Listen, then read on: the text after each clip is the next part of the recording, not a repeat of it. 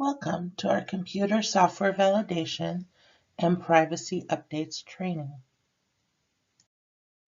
Today we will go over GDPR, the U.S. privacy law and how it compares to GDPR, and the World Health Organization's guideline on validation of computer systems. For the General Data Protection Regulation, we will have a brief introduction, go over some terminology, some key changes, sponsor responsibilities, as well as CRO and vendor responsibilities. The implementation of Directive 95/46/EC on the protection of individuals with regard to the processing of personal data and the free movement of data was implemented in 1995. So as of May 25th of 2018, the directive was replaced by GDPR and is binding and must be applied across the European Union. Main terms we're going to review are the data subject, which is an identified or identifiable natural person, the personal data relating to the data subject, genetic data, which is personal data relating to acquired genetic characteristics of the natural person, which give unique information about the physiology or the health of that natural person.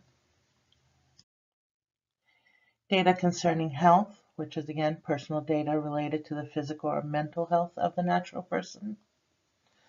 Processing, any operation or set of operations which is performed on personal or on sets of personal data. And pseudonymization, the processing of personal data in such a manner that the personal data can no longer be attributed to a specific data subject without the use of additional information.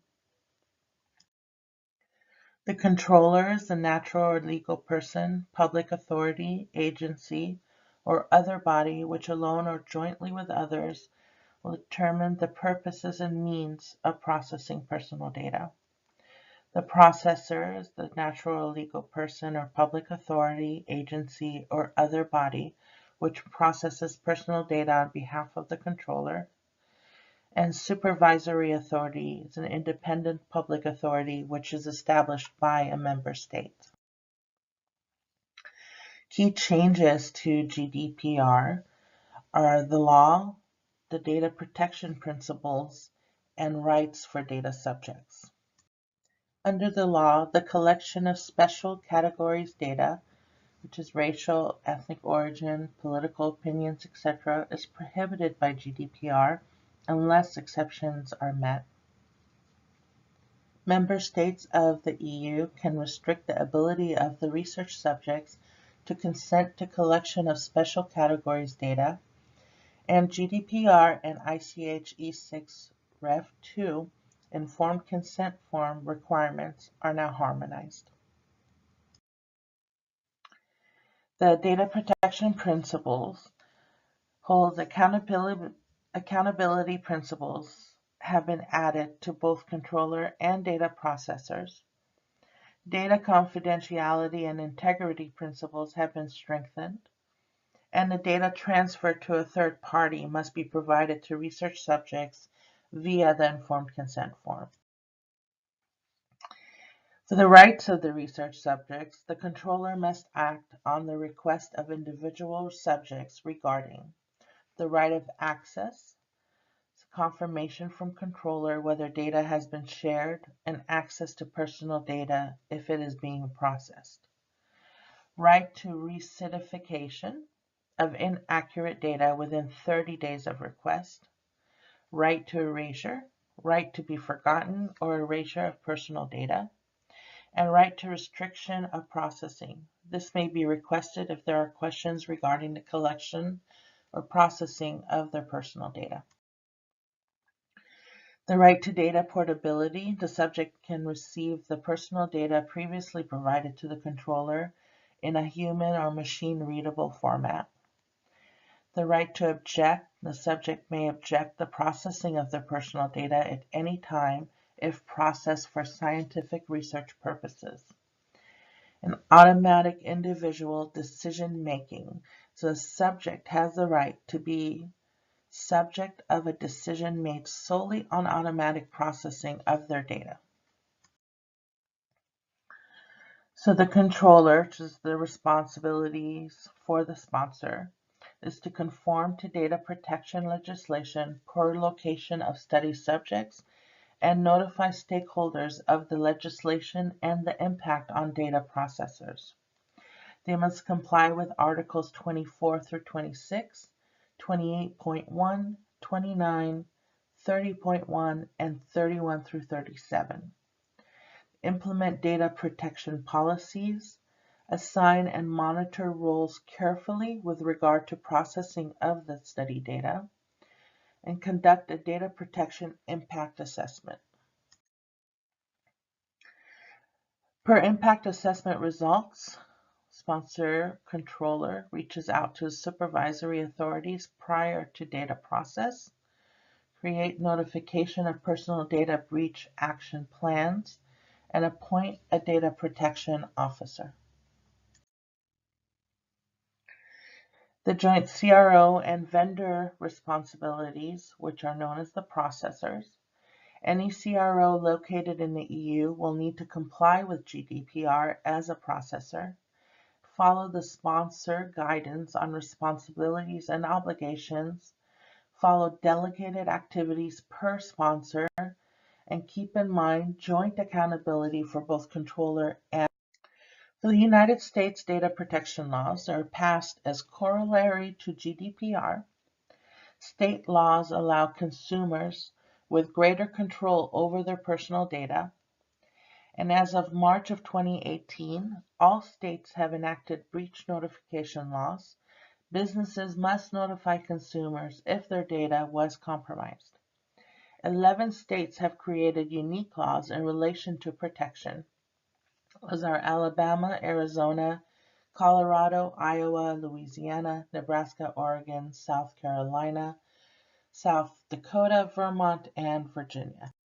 Some comparisons between GDPR and U.S. privacy laws is the data breach definition. In the U.S., it's unauthorized access or acquisition of a limited set of sensitive personal data elements, whereas GDPR has breach of security leading to the accidental or unlawful destruction, loss, alteration, unauthorized disclosure of, access to personal data. For risk of harm, only breaches that result in a risk of harm to individuals' rights and freedoms must be reported per GDPR. U.S. law does not specify. Safe harbor for security, GDPR. If encryption mechanisms were in place to protect against breach, reporting is not required, whereas in the U.S., non-reporting is limited to data that was encrypted in storage and transit. For timing, GDPR states upon notification of a breach, companies must report no later than 72 hours after discovery, whereas in the U.S., upon notification, companies must report expeditially, with some states requiring between 5 and 30 days. Notifications to recipients for GDPR. If a breach puts individuals at risk, the company must notify the designated data protection authority. For high risks, the company must also notify the individual. In the U.S., notification is made to individuals, and some states require Attorney General federal agency notification.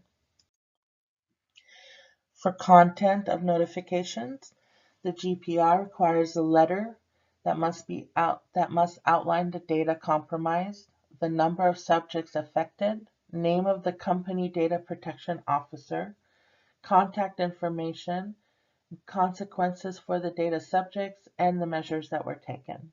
For the U.S., not all states and federal agencies specify the contents of the notification letter.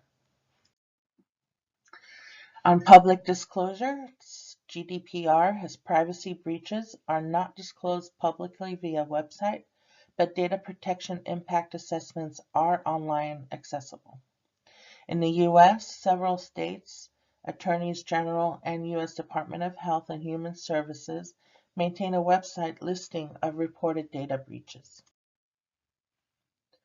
For processor notifications, under GDPR, it is required for third-party processors to report client data breaches without undue delay. And for the U.S., notification responsibilities are followed per client contracts. No universal requirement for notification currently exists.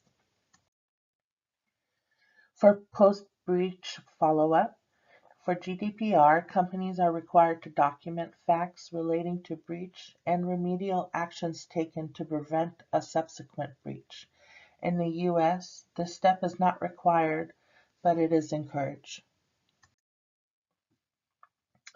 The World Health Organization guidelines on validation of computer systems. There's a revision draft released for comments in August of 2018 as Appendix 5 of overarching guidelines on validation.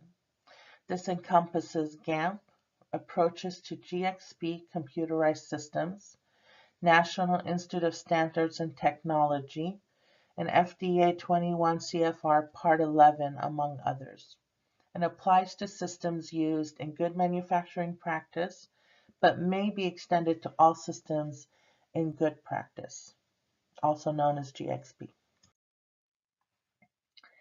Mandate is computerized systems should be validated throughout lifecycle in accordance to risk management principles. The purpose is to confirm that the specifications conform to user requirements through review of objective evidence. And the scope is to include computer hardware, software, related equipment, IT infrastructure, and operating systems. Also in scope is activities that should address system functionality, configuration, and customization.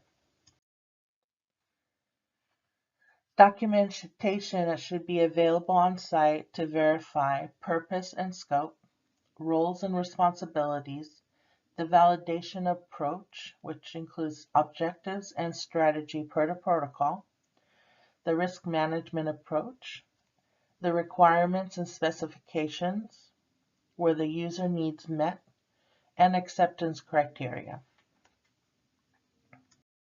Documentation to include vendor selection and assessment and based on risk, configuration management and change control, backup and recovery procedures should be in place, error handling and corrective action procedures should be in place, and contingency planning and disaster recovery.